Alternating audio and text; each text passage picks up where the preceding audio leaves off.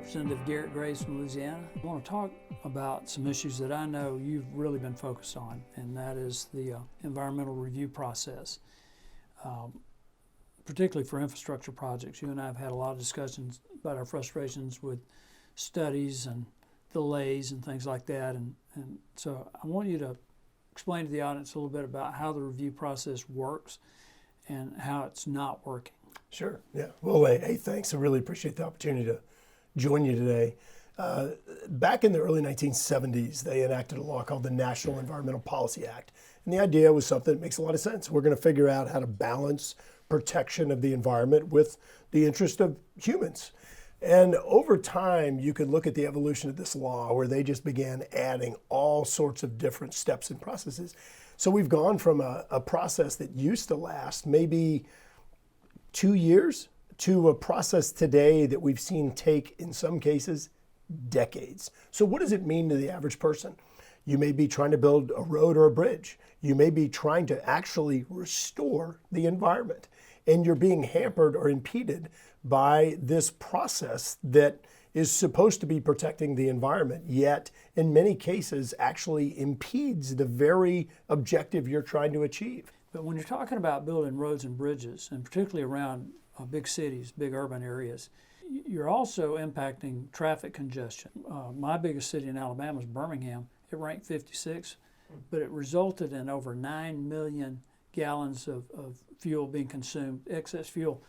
You can talk about that a little bit, the fact that we've got infrastructure bills that don't include building new roads and bridges or expanding the existing ones. You know, you often hear people say we ought to run government like a business. Yeah. Well, the reality is most businesses, in fact, virtually all of them, they don't have to comply with the National Environmental Policy Act. So they're out there very quickly building their own projects because it doesn't implicate federal dollars, it doesn't implicate federal resources. This very environmental law is stopping them from being able to reduce emissions and reduce gasoline consumption. It just doesn't any longer work the way it was really intended because of how the bureaucracy has just expanded this ridiculous process that we're experiencing today.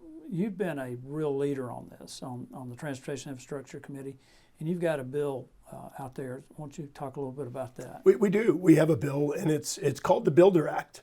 And what it does is it really returns NEPA, this environmental review process, back to what the law originally intended. How do we strike that right balance? So it does things very simple that President Trump tried to cover under executive orders. Things like saying if you have 5 federal agencies involved in trying to review the environmental impacts, you have one decision maker rather than having 5 chiefs all trying to make decisions. You have one decision maker, the lead agency.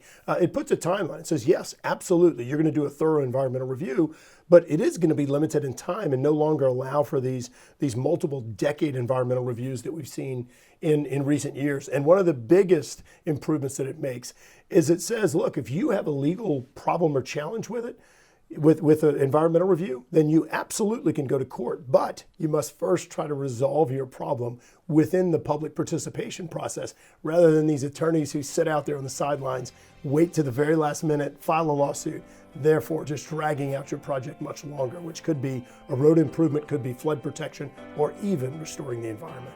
I really appreciate your leadership, and thanks for coming on. Hey, Gary, thank you. And look, there's nothing that's worse when you think bureaucracy and red tape than how this law is being used to thwart or stop real improvements in infrastructure in our communities.